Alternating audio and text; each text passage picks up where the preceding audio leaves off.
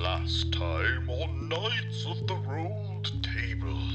After being asked by old Mrs. Hinkle to check in on her cat, 4 unsuspecting teenagers find themselves trapped in an abandoned house that was once used to film the 1950s TV show Hinkle's Haunted House.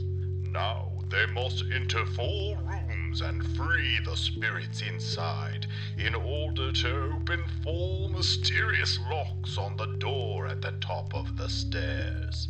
The first room left Rebekah with the power to create any image she imagines, yet she herself is also trapped as an image with no physical substance. In the second room, Braiden gained the power to control water, yet he lost the ability to breathe air. Now in the third room, Drag has just opened a leather satchel next to an original copy of the book Peter and Wendy.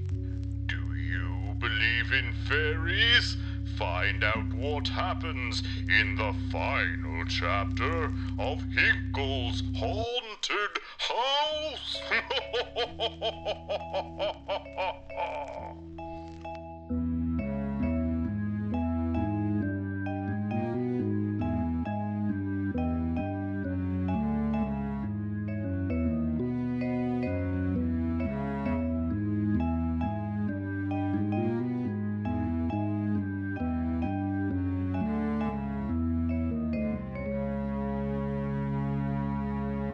Lift up the glass dome with one hand, do that. Grab the satchel with the other, and then I'll put the dome back. So as soon as you grab the satchel, you lift up. In fact, you lift up kind of quick. Ah! And because this is very surprising, you start to rise up towards the ceiling. You drop the glass dome, and that falls down on the ground, and it shatters. And you also drop the leather sack. And these little, tiny, light, quickly moving fairies just stream out of this thing as Drag, you are drifting up towards the ceiling. Hey, check out these ugly giants! You stink like old people! You don't even have a facial hair! Bet you can't wield a sword! Look at them, I bet they're in love!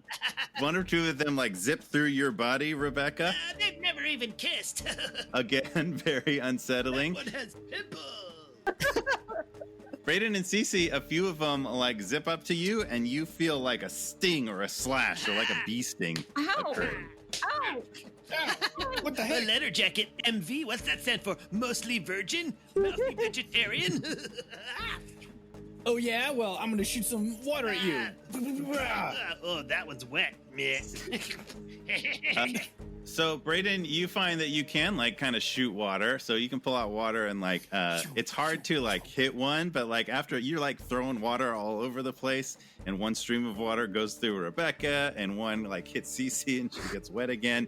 But after a few tries, you are able to, hit one of them. And it's, it gets, knocked down. Its wings are wet. So it gets, knocked down to the ground and it can't quite fly. And you're able to kind of see, with it staying still, that it's this tiny 2-inch tall person that has a little needle-sized sword and wings, and it is emitting light. Careful about that when he's squirting. I'll go by and pick him up. Humans are so oddly proportioned. Look how long their legs are. So he's his wings are kind of sagging and hanging down a little bit. He can't quite get. He tries to get some lift and he can't quite yet. Aha. The rest of you are still getting stung. The rest of you that are solid. Drag, you are getting stung too. Let's go back to you. I'm going to try to drop my hammer on one of them. Yeah, you hold out that hammer and you drop it, and it doesn't drop at all. It just floats there with you. And then you're still kind of drifting up towards the ceiling, and you hit the ceiling and you bounce off of it. Ow, man. And you kind of Get off of me. you don't hit it really, really hard because you weren't moving that fast, but you kind of bounce off the ceiling and react to it and end up kind of drifting down towards one of the bookshelves. Stab you in the nose. Oh, man. I'll try to grab the bookshelf. Wait, careful. You might make that float too.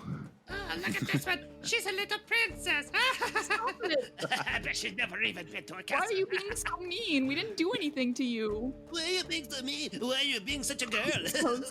Okay, now that's just misogynist. Drag, as you like drift towards that bookshelf, you're able to like grab onto it. Do you want to grab your hammer before it drifts away? Yeah, let's do that. Hey, All right, so the girly, hammer is still solid. You have it, and you're drifting towards this bookshelf, and you're able to like grab onto it and hold yourself there. girly, come here. Come closer to me. Come close. Look, I am very small. Come here. He grabs a book from the bookshelf and tries to like whack one of them. Nice. Sure, roll athletics. 12.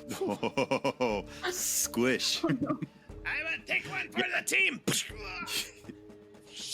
Yeah, he's squished, and he's like, you like lift it up, and it's like, you know, he's squished.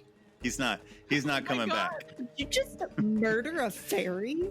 I didn't mean to. Braiden, the one that you're holding that was like wet and not able to fly quite yet, takes his needle-sized sword and stabs it into your hand, and you kind of like flinch and like flick him, and he's able to like get aloft and fly Take a little that, bit. Although you can chicken still kind boy. of see that he's not moving as fast as the others. Ow. Drag is gonna yell out from the bookshelf. Hey man, keep killing them. Fairies aren't even real. I don't want to kill them. Just listen up, okay? I'm gonna keep swinging this thing.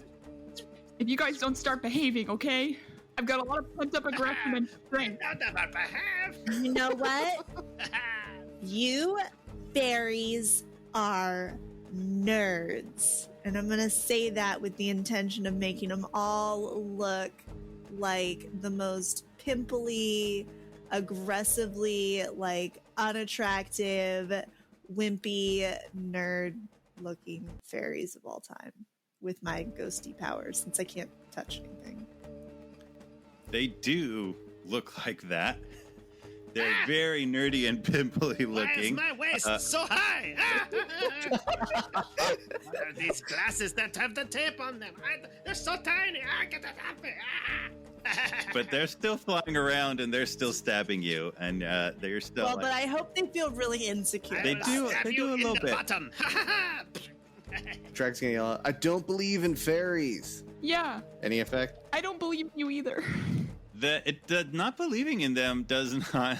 They don't seem to be phased by that. Man. The book Peter and Wendy is like drifting up towards you. It is also floating and like floats up towards you, and you can see that it's open to that page That's not how it goes. where Peter Pan is saying is like beckoning the audience to clap. Oh man, maybe we gotta do the opposite of what I was thinking. Rebekah Maybe we- tries to clap, but her hands just pass through each other. Yep. You have No substance, contact. literally. I'll let go of the bookshelf and Yes. You start clapping, and some of them around you like stop, and you, as to like let go of the bookshelf, you're kind of like spinning and twisting through the air. But as you clap, the ones around you like stop and stare at you, Drag. But some other ones are still like zipping all around. yeah, man, look, there's like proof that they're real because like I'm flying, and you can't do that without fairy dust, right? I believe in fairies. I also believe in fairies. Clap, clap, clap. And then the ones around you, or the ones around Braiden, also freeze and stare at him for a minute. I believe in them too. And so does Rebekah, and I'll clap for both of us. You clap really hard, and so now all of them are like stopped and staring at you, and the door opens, and things are at peace for a moment, So we should go. and then all of the fairies fly out the door. Oh, that was so rude. Get out of here!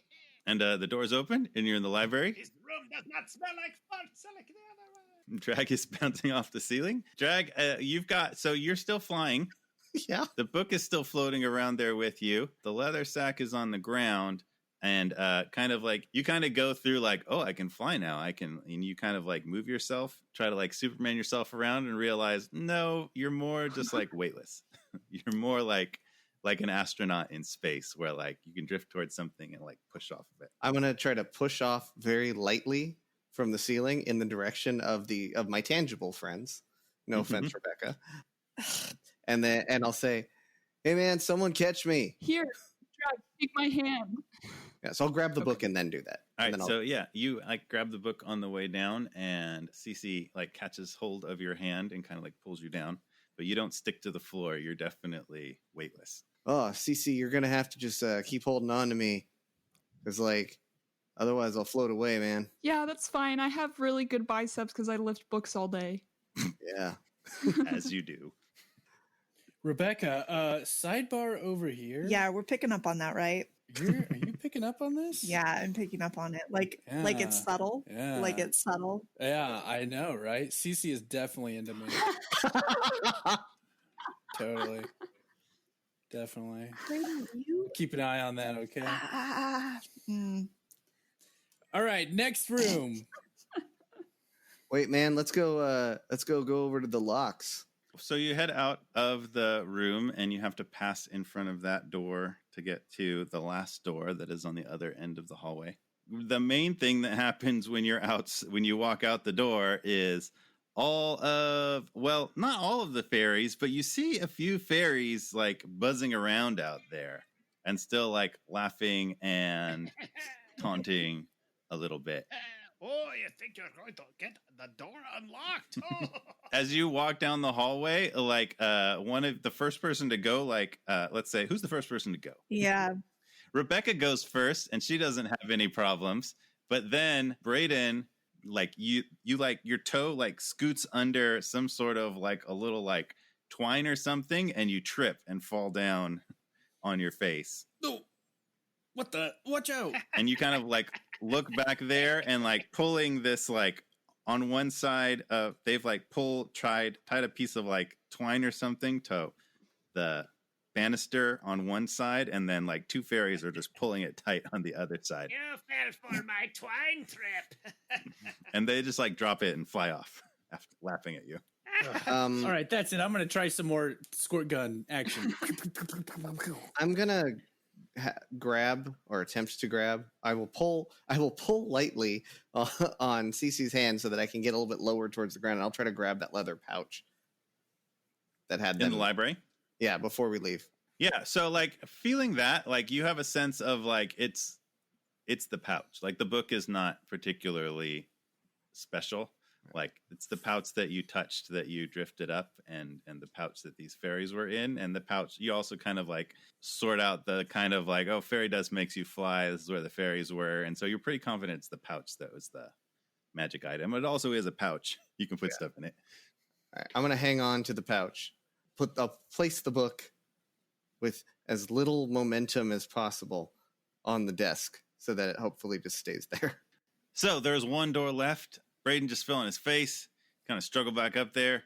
These, you kind of like look around and scan for more of these stupid little fairies. You don't see any visibly, which is a little bit unsettling because you know they're out there. You do notice downstairs, standing like right on top of the like split and broken floorboards back there, is Hinkle looking up at you with kind of a like fingers together like, very good, one door left. So you're just gonna stand there and watch us struggle through this? Like, that just seems really cruel. And as you say that, like the cat hops up on the banister and jumps down onto Hinkle and like slashes his face, like claws him. And the cat, like being a cat, lands clearly, and like as he gets like clawed, he disappears again like he did before, and the cat lands on the ground and goes back to being a chill cat. Nice kitty, man. Do we think the cat is good? Like, I do. I guess. Well, I do now. I want to see if I can I turn myself into like a ghost cat? You can make yourself look like a cat. Okay. Ghost cat? I'm gonna cat myself, and I'm gonna go over and kind of like see if I can cat it up with this cat and like get a read on the cat. You know, I just want to cat it up. So you look like a cat. You're still like physically you, even though you don't have substance. So it's kind of like making yourself look like something so small is very weird because you still have the sense of being you, and you have to walk down the stairs in like human shape, but you're visibly also like kind of like puppeteering this cat image, which doesn't quite like work. You're not able to quite like move it the right way, so it kind of like goes through some of the stairs, but you like sort of approximate the cat movement. That's creepy, And- man. Yeah. It's like PlayStation 1 animation. So you're able to go down there and kind of like be a cat around it. I'm just trying to, like, my intention here is, like, I'm trying to get a read on whether there's, like, sentience to the cat and, like, if the cat, like, actually knows what's up, or, like, I'm trying to kind of connect with the cat. Roll insight. Oh. That's a 10. You definitely have a strong sense that like the cat's not your average cat. It definitely has some sentience. It doesn't let you get especially close to it in just that way the cats do. Like you come close and it doesn't really want to be pet, and it just like moves along. It hops back up on the banister and is up to the stairs. But like you definitely have that strong sense of like this cat is more than just a cat. More than meets the cat. All right, I'm gonna just like abruptly go back to human and go back upstairs. Yeah, and as you walk up the stairs, it like hops back down again, so you can't like get in like touch distance from it. And then as you walk up, and as soon as like nobody's directly paying attention to it, it like casually walks up the stairs. It's definitely in I'm not gonna let you touch me mode.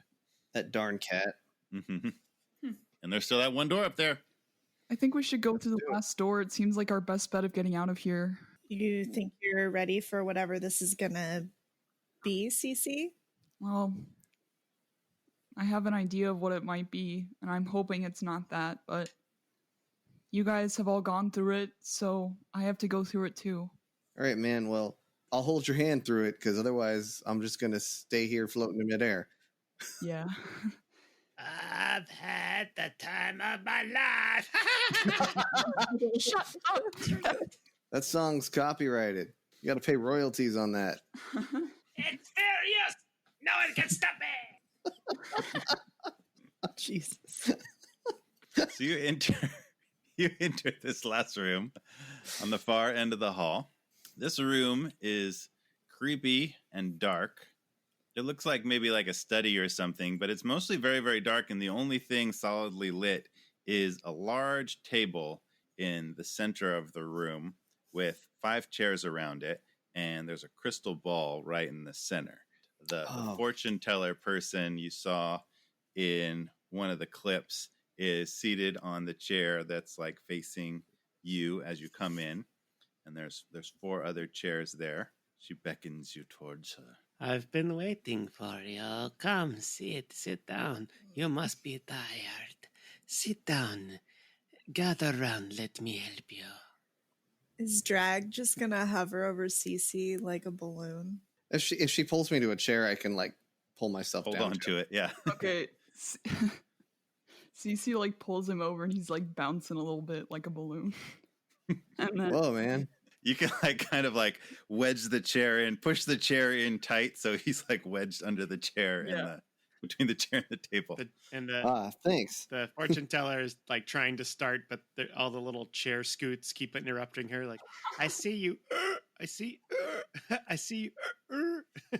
Well, for the record, I can't even scooch a chair, so ain't me. Yeah, you can possession yourself in a chair, but you're not like seated and rested in it. I see you've had a tough time so far, but your journey is almost at an end. Let me help you. I can see some things from the other side. I see things that might be terrifying for you, but these are walls you need to cross through if you are to finish your journey. okay, if we have to see it, then show it to us. Look into my crystal ball, all of you. All of you, look, take a look. Vision into my crystal ball.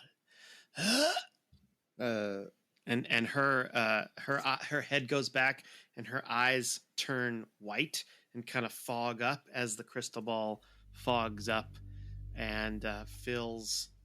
And then this visible fog kind of pours out of her mouth and starts filling the room around the table until all you see is this kind of just like fog vapor sort of floating up in little tendrils, and then this glowing crystal ball in the middle of the table. That was gross. You are one that plays athletically, except you are afraid of being alone.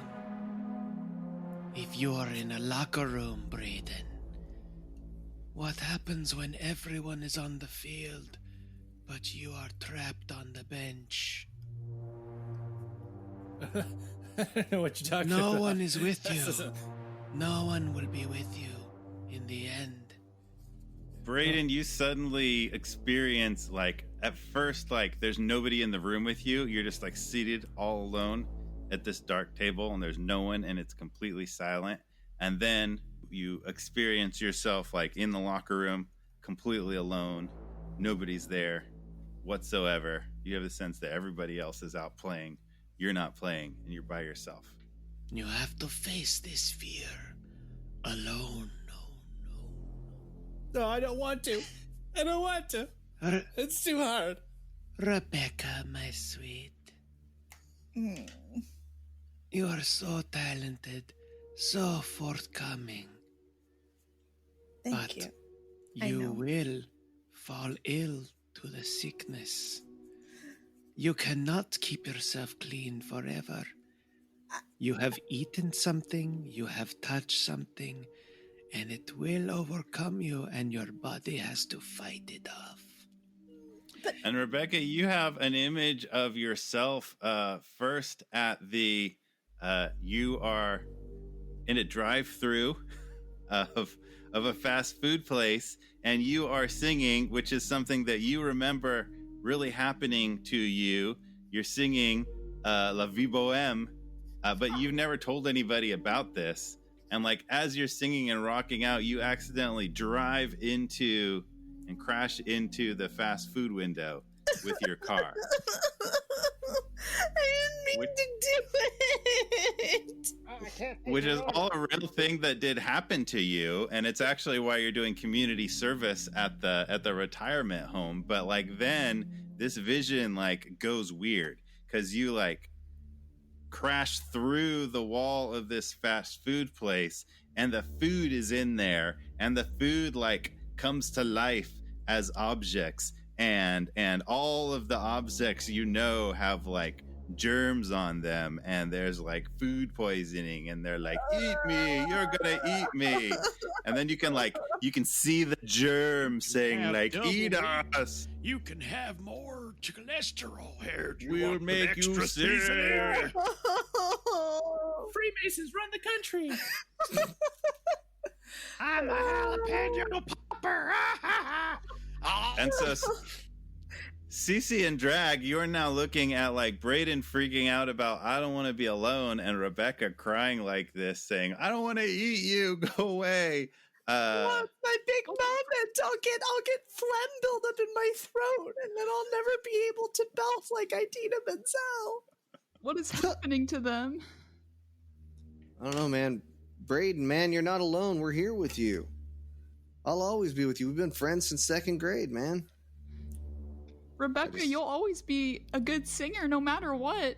And even if you can't sing, you still have your facial expressions and acting skills. Douglas. Yeah, man. I always liked that name, Douglas. I have to tell you something. The government is run by frogs. No, I knew it. I knew Secret that. underground, the Pentagon. They are pulling the switches with their long, slimy legs.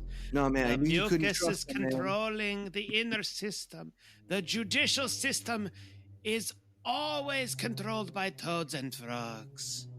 No, man, you can't trust an amphibian, man. And Drag, you have a vision of like you being at home, and there's a knock at the door, and you open it, and there's 2 frogs, and they're wearing like Secret Service stuff, or they have like dark glasses and black suits and ties, and they have the little thing in their ear. This is ridiculous. And they want you to.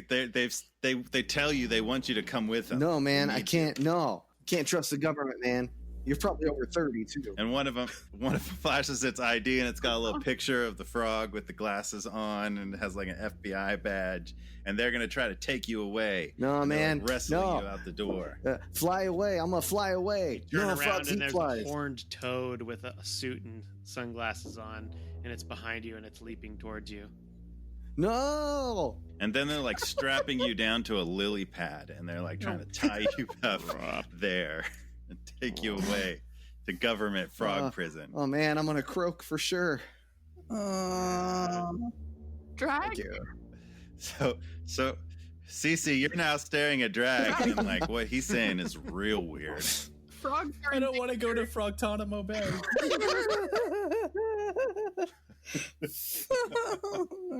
Cece, my poor little Cece, damaged as a child.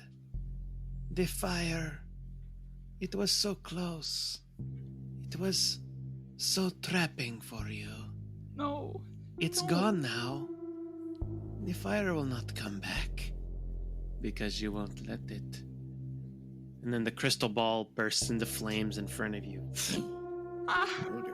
If you want your passion, if you want to be the dancer that your heart desires, to put on the fishnets, to have the glistening orbs in the sequence, to have the feathers, this is a very exciting dream of yours.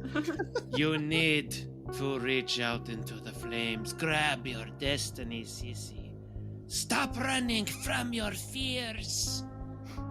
Touch the flames. If you want to be a burlesque dancer, you have to touch the flames. Okay.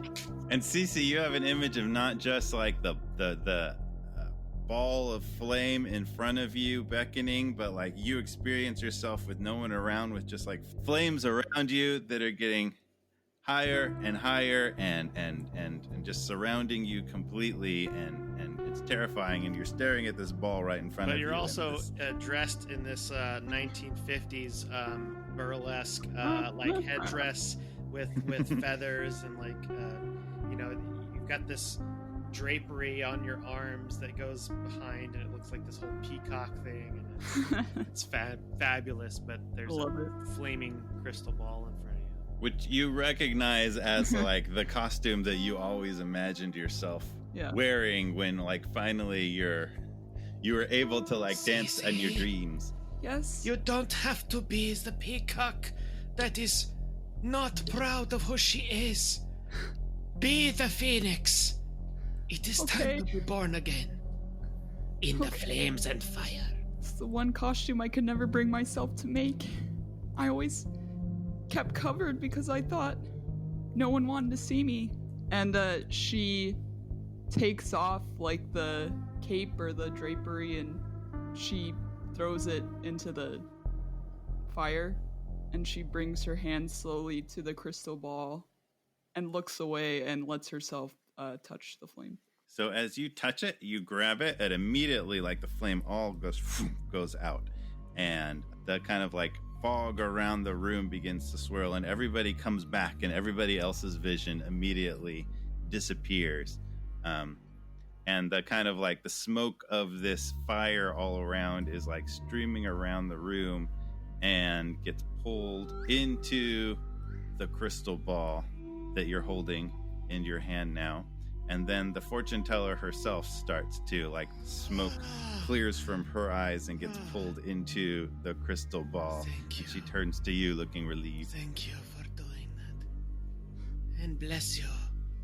Goodbye. You are a good person. Oh, and one more thing. Don't release the fairies. They're a bunch of hooligans. And then she turns into smoke and gets pulled into the crystal ball. So you're standing holding this glass ball looking at it, and then like it fades away and turns into smoke and just sort of like blows away, and then you're not holding anything. Uh-huh. Is everyone else back to normal? Yes. Okay. You guys are back. Rebekah, it's okay. I don't want to eat the curly fries. You don't have to. It's just it's us now. The frog BI, man. The frog BI is listening in, man. No, we've just got the regular government to worry about. Oh, that's so much worse. But as you actually notice, CC, that as you're looking to your friends, their mouths aren't actually moving, but you're hearing these thoughts. Guys? And as you look back to, as the rest of you kind of look back to Cece, you see that her eyes have that like cloudy smokiness that the fortune teller had. Oh, man, Cece's eyes are even prettier than usual, man. Cece, you heard Drag say that without moving. It seems like you are hearing the thoughts of the three people in the room with you. Guys, And you think to yourself, that's weird. And they all hear that as if you said it. What's weird, man? The whole thing was weird. No, I think I'm hearing what's inside your head, so don't think anything inappropriate. Oh, man. Oh, no, too late. Oh, God. Sorry. If it hadn't been for Cotton Eye Joe, I'd been there a long time ago. Where did you come from? Where did you go? Where did you come from, Cotton Eye Joe? If it hadn't been for ad nauseum. And I'm just thinking about a sandwich now. Sandwiches over and over and over again. Sexy sandwiches. All sandwich. Sandwiches, naked sandwiches, CC and sandwiches, CC holding a sandwich. Yeah. There's a brief like flash of Cece and I eating a sandwich from opposite ends, and then it comes just back to a sandwich.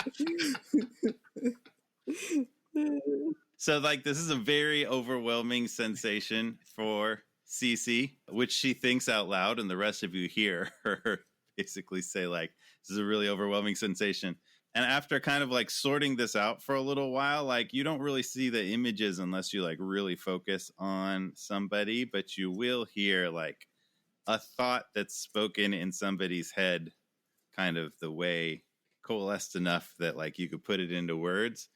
CC, you're hearing those things. And every time you think in terms of like, maybe we should do this, like they're hearing that from you.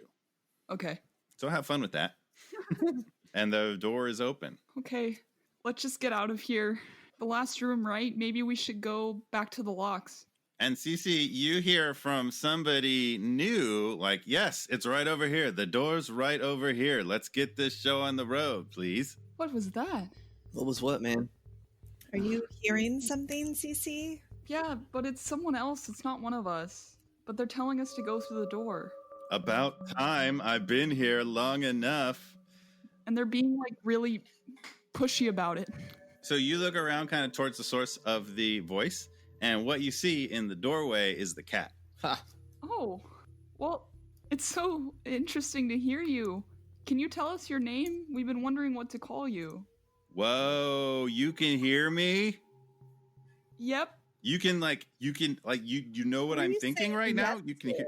Yes, I know what you're thinking right now. Oh, no, I hope you don't know what I'm thinking right now, man. That's not good. And then I'm going to go back to thinking about sandwiches. Sandwiches. And the cat thinks, my name is August Hinkle, and I gotta get out of here. If you're August Hinkle, then who is the August Hinkle that's been harassing us this entire time? What? No, I'm Drag. It's called Pretorius or something. It's an evil sorcerer. It's a long story, but basically, you know, I used to have this show. I don't know if you've heard of it, Hinkle's House of Horrors, and I do this character, this like Hinkle character, and it started to sound like, well, like his stupid, like he just takes it like totally over the top. But when I did it, it was like real subtle and creepy. But like I had this big show, and I'd go around to like garage sales and stuff, and like get cool things. And then one day I got an object that was actually magic and sort of possessed. Anyway, like there's an evil demon sorcerer in it, and that more or less brings us to, you know, here. Well, I mean, there was a short thing where like I got really popular, and he really helped me make this show. We were moving towards national syndication. It was pretty great, but then you know, he tried to sort of, tried to like summon himself back to life, and you don't need the details, but like if we could go through that door, that'd be great. Okay. Thank you, Mr. Hinkle. Come on, guys, let's go. Wait a minute. Why did you just call the cat Mr. Hinkle? Oh, right. Well, I didn't follow it all, but basically the cat is really Mr. Hinkle, and the guy that we think is Mr. Hinkle is really a demon, and they were in a show together, but then they had a falling out, I guess. And then Okay, he wasn't in the show with me, okay? It was my show, all right? Hinkle's Haunted House was me. And he was just like, he helped me with some special effects and stuff, maybe, all right? So, he added the magic powers and the sparkles and helped me find objects. But, it was me. It was mostly the talent right here, August Hinkle. Okay, to clarify, it was primarily Hinkle's show. And things went awry, and now he's stuck in this cat body, and he wants us to go through the door. Hearing that the cat is August Hinkle, Drag will push back from the chair to run over and greet him, and then obviously when he does that, he will actually float up and away. But he gets up to go greet the guy. Yeah, you can push towards him because you'll move in a straight direction, so you drift towards him and then past him and into the Cece, maybe you should ask this. We should make sure that this is actually who he's saying he is, because remember we were told Mr. Hinkle is not what he appears, which might be this cat, but it might be something else. Okay. Why don't you ask about his wife? Mr. Hinkle, do you know where your wife is? What do you mean, my wife? Where's my wife? Is Judith okay? Yeah, she's fine, but she's in a home. Is that her name? I'm trying to remember. We didn't say earlier, but yes, her name is Judith. Rebekah and I have been taking care of her. She always talks about you. He got the name right? Yes, Judith. All right, let's go. Judith, you know Judith? She's okay? You've talked to her? Yes, we've been taking care of her, but she's getting very old and... Old? Well, yes. I mean, she's quite old. She barely gets out of bed. No, Judith's 28 years old. No, that's not true. That can't be Judith. That must be somebody else. This is some kind of mistake. Mr. Hinkle, do you know what year it is? It's 1960. The year I died. The year that ended. It's not. What year is it? It's 2020, right? We're in... in this universe, we're in... Yeah, that's a good choice. It's 2020. It's alternate 2020. Yes. It's 2020, the best year so far. It's really rad. It's been amazing. It's 2020. We're here in California. Hillary Clinton has been a great president. Things are going good. It's the 2000s, 2020 to be exact. Oh. All right. Well, let's go. And he just walks towards the two big doors. Oh. I have pushed myself off whatever wall I floated past and am now floating gently back in the general direction of it. Yeah, you floated past him into the banister and kind of bounced off it a little bit, and then you're hovering above the first floor area, just kind of out there, and you hover for a little bit until you can get to a wall and push yourself off towards the big door. Hey, Cece, man, you want to help me out again? Oh, yeah. She raises her hand. And he takes her hand again. Yeah. Reels him in. They're holding hands. So there's 2 latches still locked, I believe. Yeah, I never unlatched mine. I will go up to the lock. Do I feel an affinity for any of the individual latches? Yeah, the third one down. All right. It's me. Calling to you a bit. All right. What the heck am I going to do with a bag? I will touch the bag to the latch. Yeah, as you reach out to touch that latch, the latch just sort of falls off and it starts to float up towards the ceiling. Oh, awesome. That was easy, man. You try to get it into the bag and it just floats up. Cool.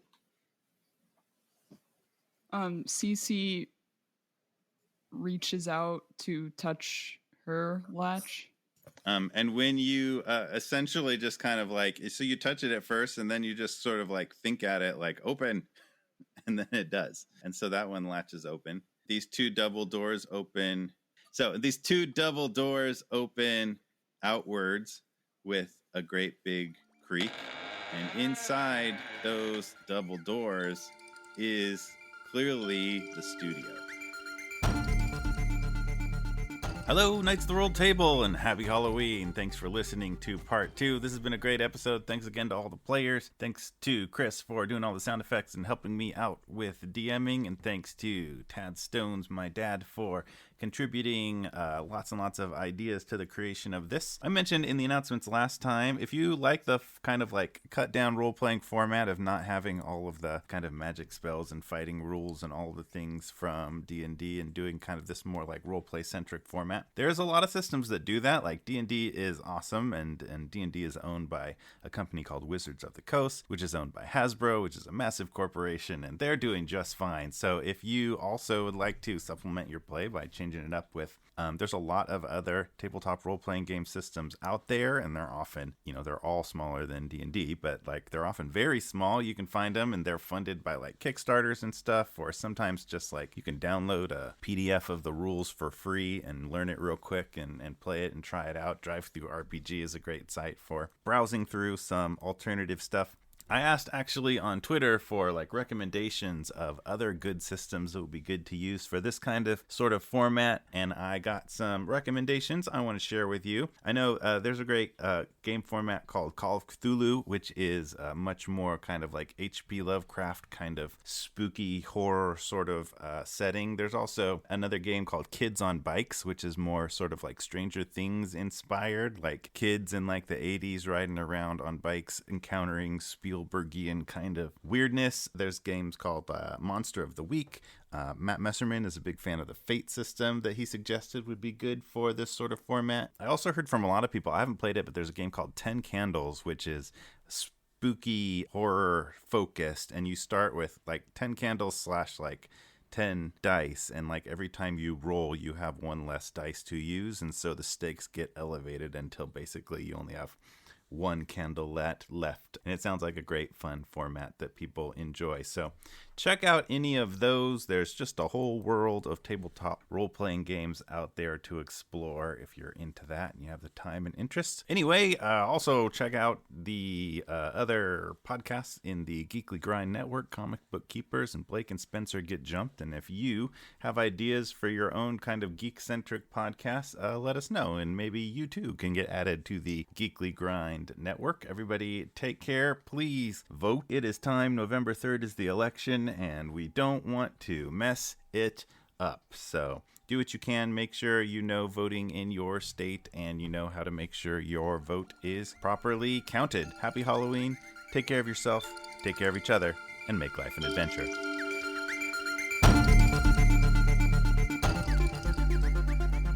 And inside those double doors is clearly the studio, the TV studio. And so it definitely looks as if this studio was abandoned mid-episode 60 years ago. There's 1950s era recording equipment, cameras and things pointed at set, and the set it's pointed at currently is an impressive looking coffin, like very ornate, and there's kind of like set pieces. It's like set up to look like a crypt around it, but you can kind of see behind it. It's not like a real crypt. It's not real stone. They're like boards and things that are painted, but the coffin looks like very, very real. And then inside the coffin is a very, very fake looking skeleton, and there's lights hanging from the ceiling that are on. They're working and they're lighting up this set. There's microphones around and some monitors and other recording equipment, switches, a lot of cables hanging around, and that's the TV studio. Oh man, this is the place. This is where it happened. I thought maybe this was going to be the door to get us out. Looks kind of tacky. This would not go well if they were trying to get a taste badge. Listen, okay, sometimes stuff reads differently on camera, all right? You would understand if you were part of the industry. So as all of you enter this studio, the four of you walk in, and the cat also walks in with you, and the doors close behind you with a big thud. And one of the TV monitors, which there are several, one of the TV monitors lights up. And on the TV monitor is the black and white image of Hinkle, the man Hinkle, who says, "Welcome to Hinkle's haunted house." And as he says that, like the lights flash, there's like a lightning effect, and you hear speakers in the corner play rain sound, and then there's actually like a big piece of like metal that like rattles itself. It's like a sheet of metal, and the rattling that happens of it makes like a lightning sound, makes like a lightning and thunder sound. You notice over there in that corner, there's a bunch of like Foley kind of like weird things that are used to make sound effects on the stage. Come in, says the Hinkle on the monitor. Make yourself at home.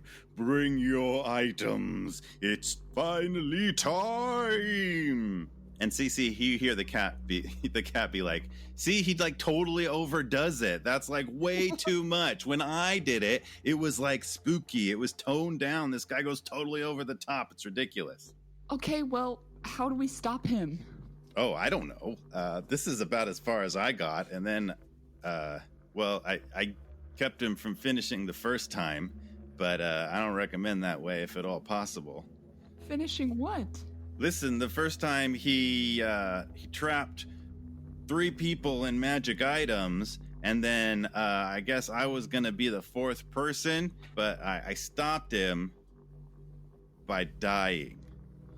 So if you can find a different way to do it, maybe that. But when in doubt, if you want to throw yourself over that banister over there, that might work. That might work too. I don't think I'm gonna take that option. If I'm being honest, I guys, Mr. Hinkle doesn't know how exactly to stop the overdone Mr. Hinkle unless we die. Well, listen, all right, this is all just a scene, right? And in any scene, you have to figure out your motivation. So let's figure out what he wants. And TV Hinkle says, I know how to stop it. Grab them. And cables, all the cables that are like laying around, kind of like strewn across in like non-OSHA fashion on the ground, a bunch of them like whip up and start like wrapping around everyone's legs, trying to grab your like legs and arms. Joke's on you. I don't have any legs right now. Booyah! Since I'm floating like a balloon, do I have an opportunity to like let go of CC and push away a little bit? Yes, let's have everybody except not Rebekah, because they do go right through Rebekah.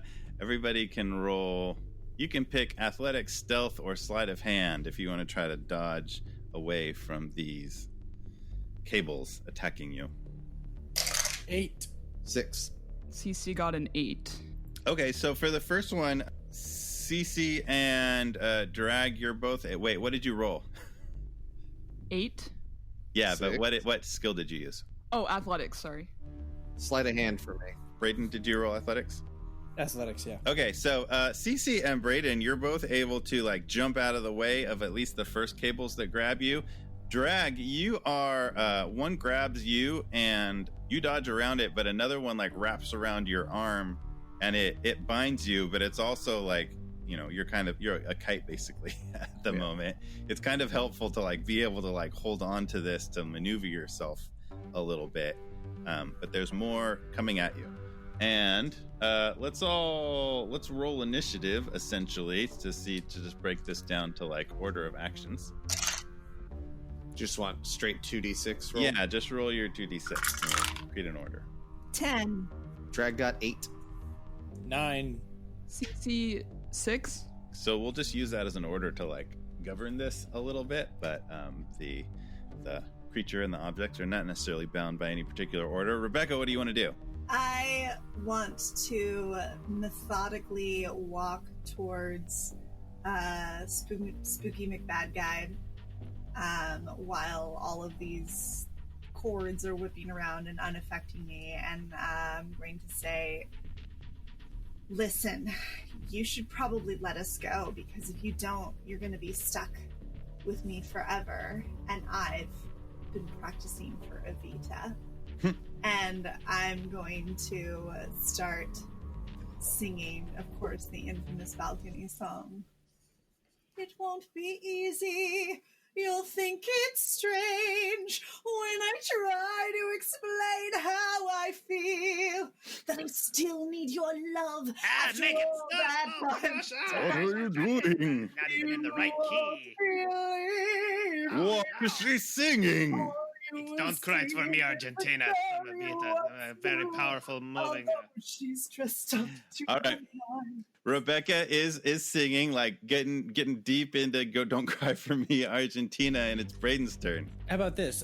He wants to look around, see if there's like a switcher or a control panel or anything that like everything would be hooked up to. Yeah, there's definitely there's a sound panel in one place behind the cameras, and there's also like another panel with a couple of monitors. It looks like the cameras run into this like other table that some of these cables are attached to. There's cables between you and both of these tables, and really all of the stuff. All right, I want to see if I can reach in my pocket and take out my little survival seatbelt cutter tool and use the seatbelt cutter part to cut off the cables that are trying to hold me back. And why do you have that? Because it was in my dad's car.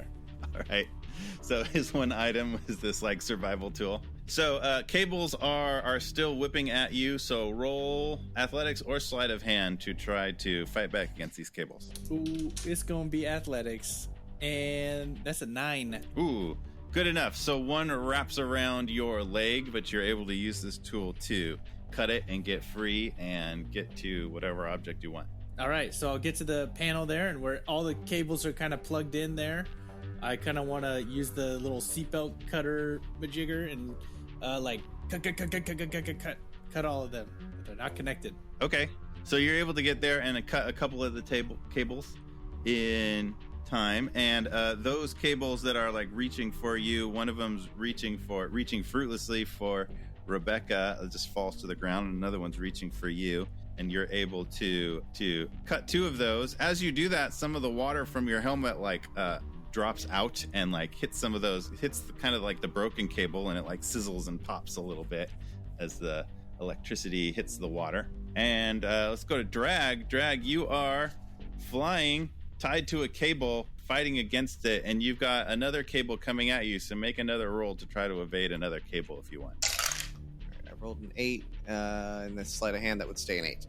So another cable comes at you, and that one you're able to like yank on this cable that's already pulling you, and that like pulls you down towards the ground, which dodges this other cable that just like launched at you.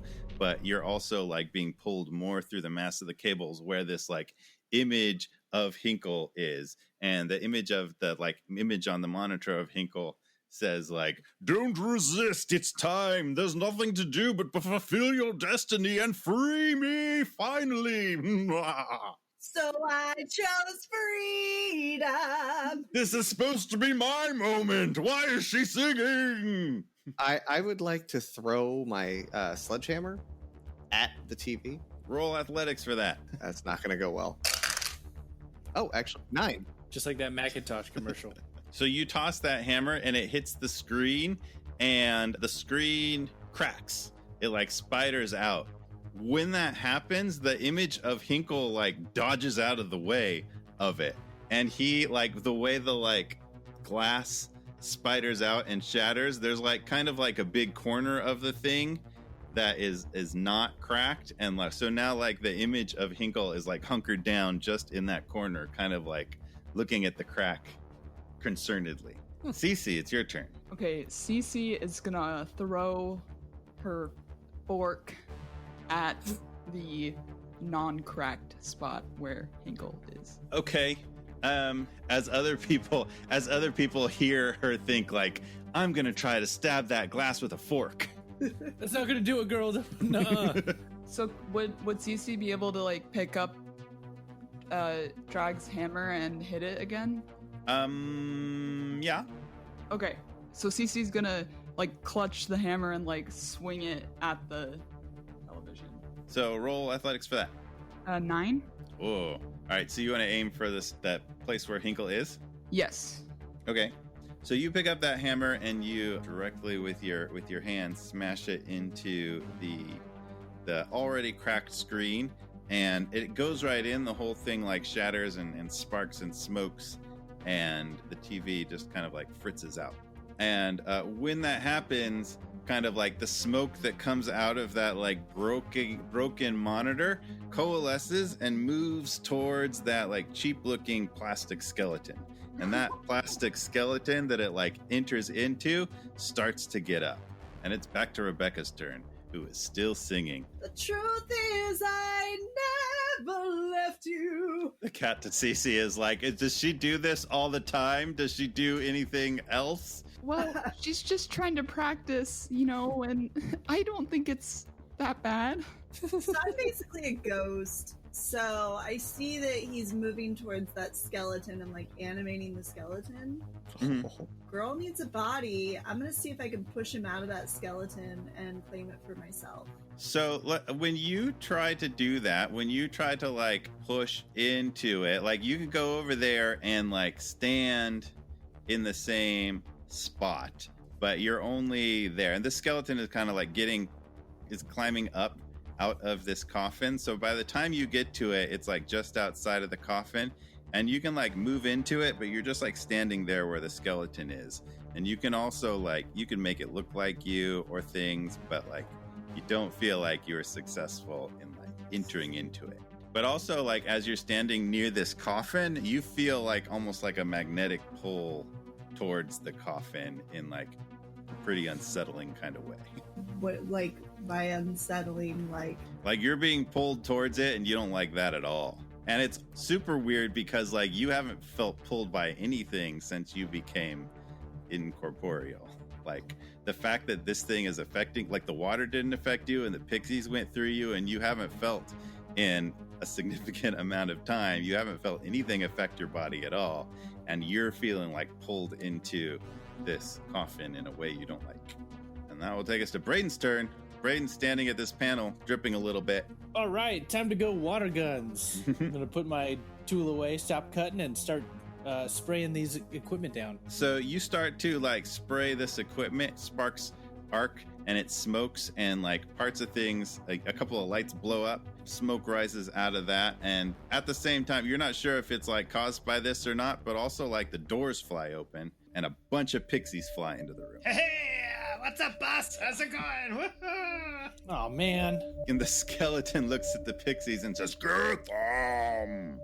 And it no longer sounds like the like goofy, creepy Hinkle voice. You got it. But also behind the pixies enters the stuntman. What was his name? Oh, jeez. Did you improvise that name? That was a really good name. Yes, I just. Entering into the room is the stuntman, followed by the makeup artist and the store and the psychic. Yeehaw! Let's do this. It's Drag's turn. Drag, make another athletics roll to dodge some more. 8. Ooh. All right. You continue to successfully dodge. Another cable wraps itself around the same arm that the first one had, but it's not restricting you too much more than the first one, which you two can feel. You feel it like trying to pull you towards the coffin also, where the skeleton is, but you're so far able to resist. What do you want to do? Well, first, if I feel it pulling me towards the coffin, I'm going to say, "Hey man, something's wrong with that coffin. Push the skeleton into it." And then, and then I am going to, I would like to try to fling myself free. I would like to grab the now 2 cables that are holding me and yank them so that I'm pulled forward, like launched across the room. And I want to pull them as hard as I can and then immediately let go in the hopes that when I hit the end of them, I'll be able to yank my arm free. Okay. That is what I would like to try to do. Sure. Go ahead and roll survival for that. Survival. Oh, Survival. 10. My best roll yet. Wow. You do it. Yay! You pull against them and kind of slingshot past them, and you are free of the cords for the moment, but also like launching in the direction you needed to go to get free of the cords. Yep, that's probably my turn, right? Yeah, okay, did that. It's back to Cece. Now that all these characters have appeared, she's gonna kind of like turn to them. Wait, were you the people that he trapped all those years ago? Yes, my dear, we were the first. We can't help you physically, but we can cheer you on. We can totally, kind of give you some tips as much as possible, but you guys are the ones that got to figure this out. Okay, You got this, little darling. thanks. You can figure out what this guy wants, what this sorcerer wants. Just tap into his brain noggin there. Okay, so could Cece be able to read his thoughts? Yeah, that's a good thought that you have, and you are pretty sure you couldn't. Like, it didn't really occur to you to do that because I'm pretty sure when he was in the monitor, you couldn't do that. But like, you do have a sense of this skeleton's thinking, and so zeroing in on that, you hear it think, "I must get all four into the coffin before I can take the form and come back to life. Finally, it will work after all this time." Guys, it's trying to get us into the coffin. I think we have to shut it before we're all pulled in. Rebekah, it's your turn. There's sprites are all over the place, starting to sting people again. Not you, you're cool. Why can't I go through you? I don't really know what to do. Hey, listen, how's that brush treating you? I mean, it's good for taking makeup off. I don't see how it helps here. Have you figured out what the power is? Maybe I can make people be something else? You have the greatest power. We have the greatest ability. You know that? I mean, we can make anybody look like anything. And, I know it doesn't actually, like, create something that you can touch, but no one else is going to know that. Okay, well... Think of something that they would really want, or that's going to confuse them, and... I'm gonna point the brush at Braiden and make him look like Hinkle, like actual human being Hinkle. All right, so you do that. You flick the brush at Braiden, and he does indeed look like Hinkle. And you definitely have the sense that not only can you make anybody look like however you want them to look. Oh, and by the way, darling, you have a wonderful singing voice, and you should really go for the leads more often. Thank you, right? Now go cause some confusion with that wonderful brush of yours. All right, we're moving on. We're bringing out the big guns. It's time for Idina. So Braiden looks like Hinkle. Drag. Your turn. You are free and floating. All right. You're up into, when you've like flung free of these cables, or you're like up into there's all sorts of stuff. There's like rigging and all sorts of things up in the ceiling where you are. There's lights and there's cables and all sorts of stuff up there. So I'd be able to maneuver myself fairly easily up there. Yeah, you could definitely kind of like swing. Hey, check out the floating balloon! We're going to stab you now that you're flying. You're getting stung a fair amount by the stupid fairies. I'd like to try to get the pixies back in the bag. I think I'd like to fly at them by like pulling myself on the rigging with the bag open in front of me and try to scoop them up, and or do the same as they're flying at me. Sure, roll sleight of hand. Sleight of hand. 9. Ooh, good. Yeah, so it's pretty effective to do that. They seem to be kind of drawn to the bag against their will a little bit. So like you start to be able to like, when everyone comes at you, like swoop it up and grab it with the bag, and they're kind of like in there. You can feel them like popping around, pushing against the bag. Let me out, you jerk face! Cool. So you get like 3 of them that way. You have a bag of 3 pixies. All right. Not cool! And back to Cece. Okay, Cece is gonna try and close the coffin. You are far from the coffin. You can make a run for it and roll stealth to try to dodge out of the way of some stuff. Oh no. 2.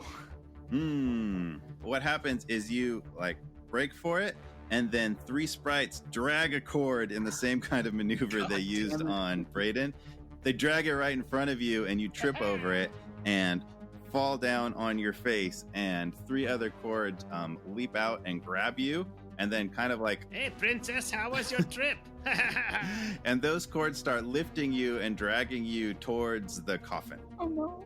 Rebekah's turn. So I'm gonna manifest a bunch of sexy sprites to kind of like confuse them.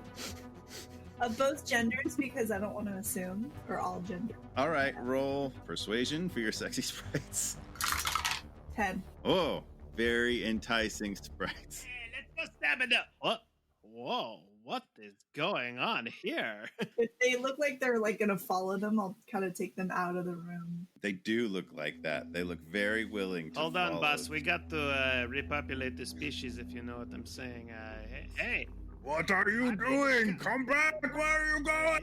These are very attractive fairies. And All right, Hey, so the what's going sprites on? all leave. Sprites are no longer an issue. Drag has 3 in a bag. And it's Braiden's turn. Braiden, you look like Hinkle, and you've caused a lot of sparking and breaking of equipment.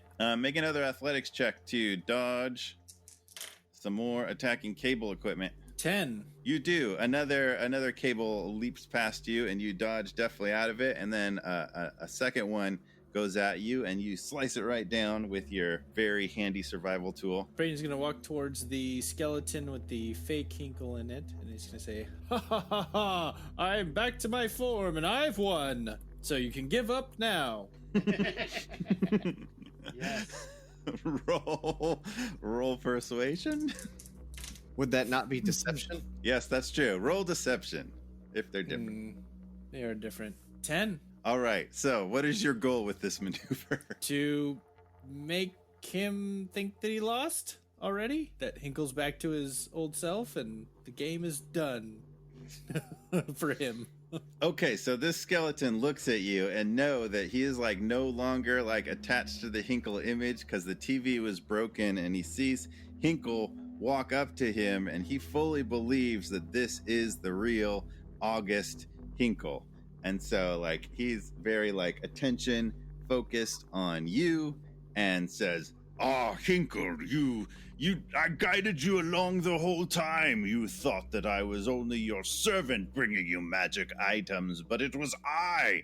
You were my puppet. I was guiding you, and now I'll enter one of these children's bodies and return and wreak havoc upon this world. Ah! so he's having a nice conversation with Hinkle and distracted, and it is Durag's turn. Seeing Cece being dragged towards the coffin, he's going to grab some of the rigging up near where he is, and he's going to try to fling himself at Cece to try to pull her out of the grasp of the cables, which is probably a terrible idea, but it's what he'd do. Okay, roll stealth for that. Stealth, okay. Well, that's not going to work. That would be a 3. Oh no. Here I come! So you launch yourself at Cece, who is being dragged towards the coffin with these cables, and you get to her, but you're very tangled up in cables, and like you don't have really enough physical like weight to really do anything with her other than like hold on. So you realize that you really can't do anything to stop her, and partially by choice and partially because this like leap didn't go well at all. The like plan, as you hit her, you realize you don't have enough momentum to, you don't have enough, what would that force word be? Inertia. Inertia. You don't have enough inertia to like disrupt her path. You push off of her, which kind of like slows her and moves her away from the coffin, but it moves you towards the coffin. As you get near it, it pulls you in like a vacuum and sucks you into it, and all of you see Drag just like pulled into the coffin and disappear as if it's like bottomless. Oh no, man! No, drag. And Drag is gone. Oh. Cece, it's your turn. As you're pushed away, and actually as Drag like got to you, he had like a hold of 2 of the cables that were pulling you in, and he was able to like pull them off of you as he pushed himself away. So there's only one restraining you. Okay. Can she try and like mind trick the demon by telling him not to think about his weakness, so then he starts thinking about it? You want to think that at him? All right, so roll a charisma skill for that. Would that be? I guess that's deception. You want to like trick him into thinking about his weakness. 11. Oh, so effective. He's already confused, facing off against his arch enemy, the fake Hinkle that's actually Braiden. And you think that at him, and he thinks like, oh, I wouldn't want to think that I don't want to fall in the coffin myself. Oh no!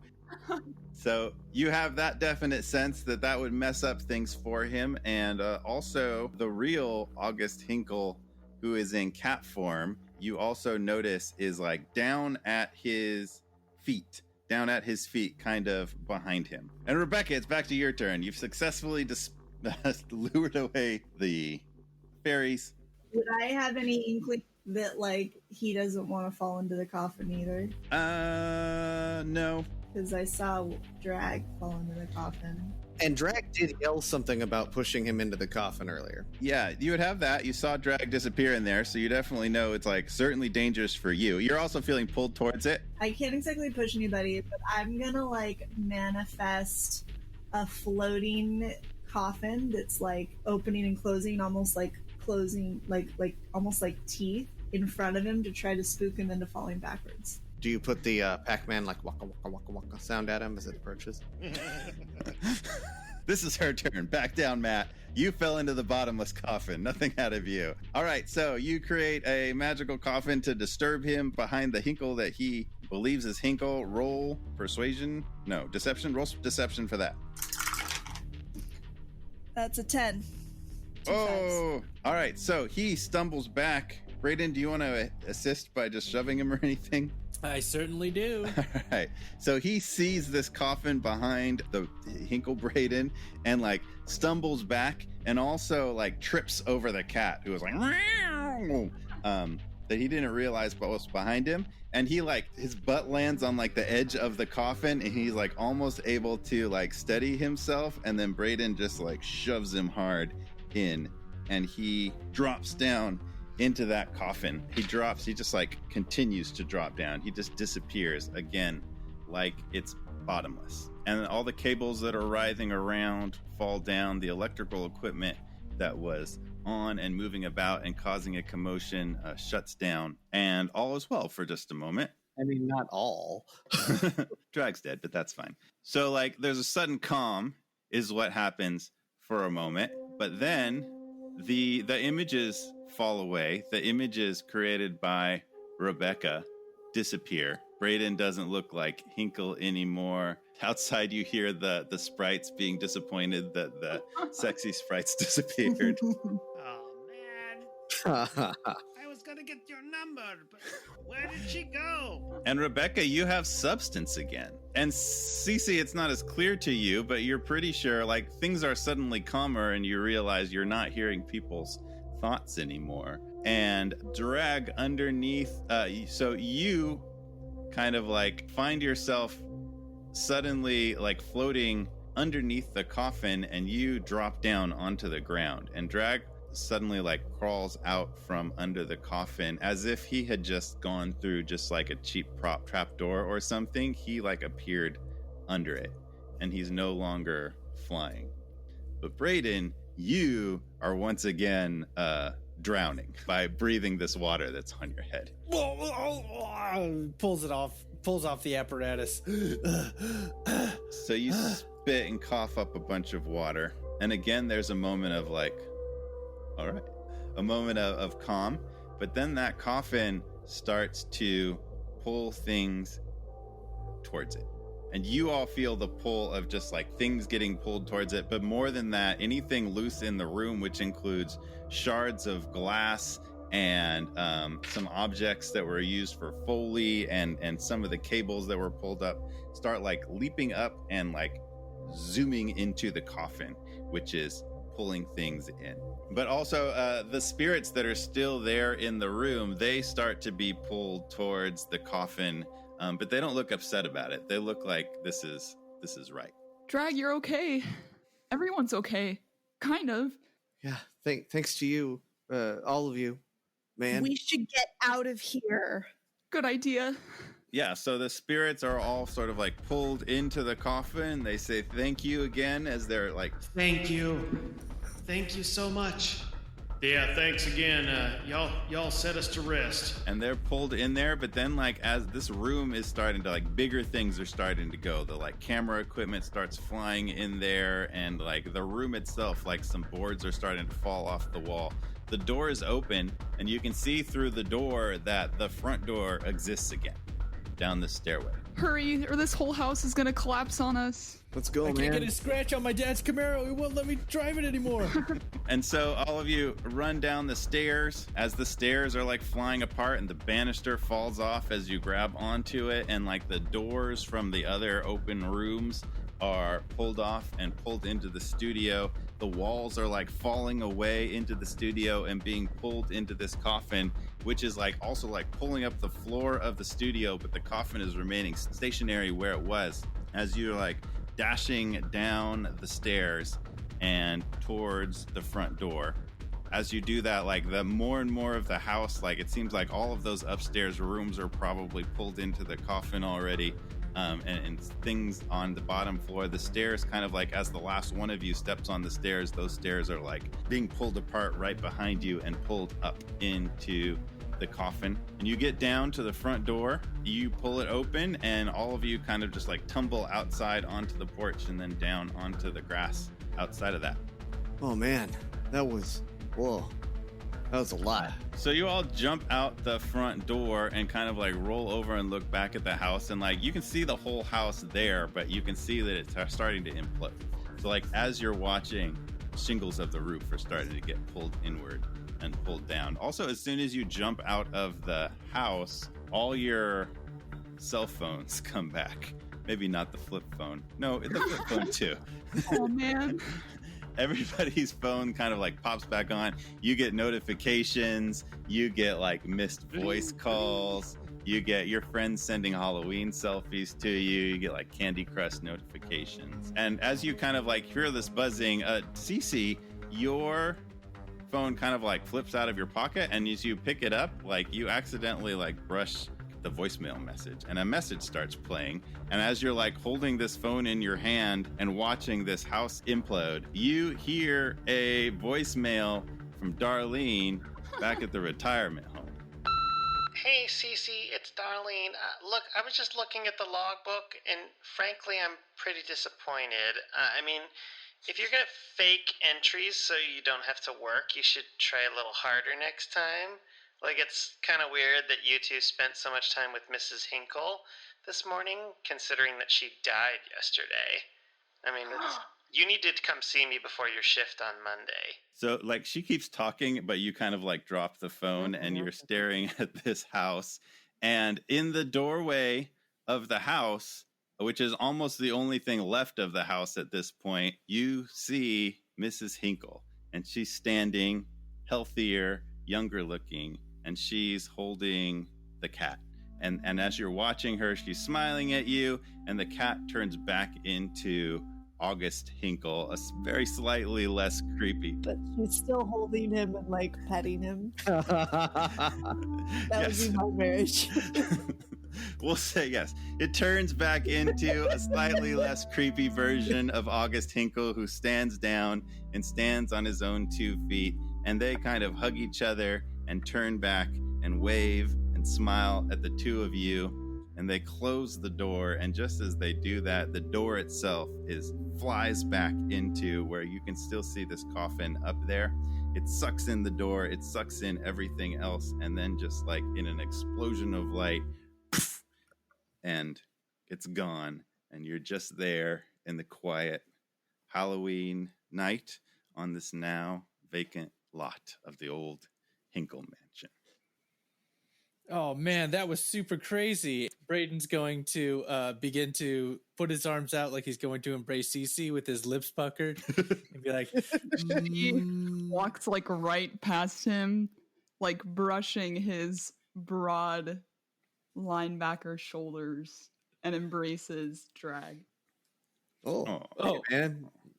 Yeah, return the embrace. You tried to save me, and thank you.